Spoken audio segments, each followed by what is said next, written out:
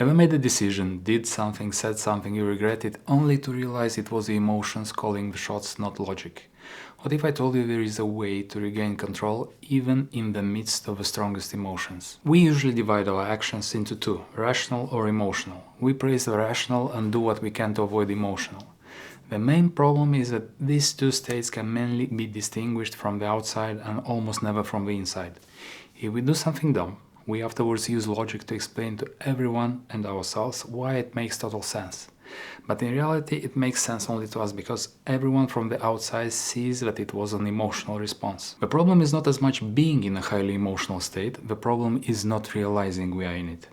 We all have a default emotional set that solidified more or less in our late teens. We have willingly or unwillingly created emotional responses for every type of interaction with another human, animal, or specific situation. And what this means is, if we do not pay attention, we will react in the same way time after time in the same situations. Some of these reactions we like, but the majority we don't. We would like to behave in a different way, but it's not happening. And emotions are the ones stopping us, not letting us do what we really want. And there is not much we can do, you think, or can we? All of us have two minds, conscious and unconscious. Conscious is responsible for facts, logic, reasoning. Unconscious is responsible for body processes, for habits, emotions. This is simplified, things are a bit more complex, but for making a point here, it will work just fine. The interesting part is that the conscious mind takes up only about 5% of our brain's activity. Just 5%, the rest, 95%, belongs to the unconscious, which quietly drives almost everything, including the decisions we believe we are making rationally. We like to think of ourselves as rational beings, carefully weighing options, using logic, but in reality, most of what we do is already decided before logic even joins the conversation. Because it has just 5 votes out of 100, and it's not that we are lying to ourselves when we say we are being logical. It's just that emotions and instincts make the decision so fast that all that's left for logic is to take credit and rationalize why we did what we did. We reason only at the level at which we feel in the moment. Our reasoning is so very limited to the emotional state in which we are right now that if we feel depressed, all the reasoning will be attuned to why nothing ever works in my life. When we are joyful, we reason that everything will be perfect from now on in my life. And none of this is precise. Our thoughts take the color of our emotions. So it is extremely difficult to calibrate our rationality without having the emotional state as a reference.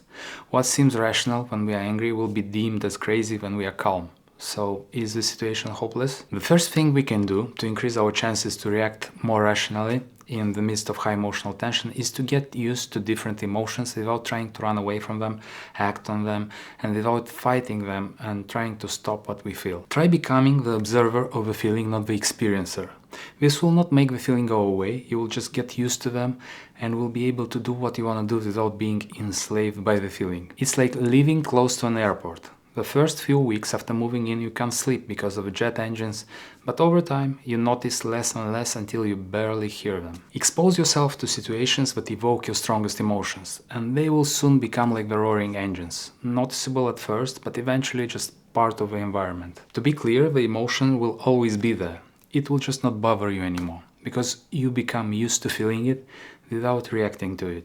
The second thing that helps is not trying to decide something while under an emotional spell.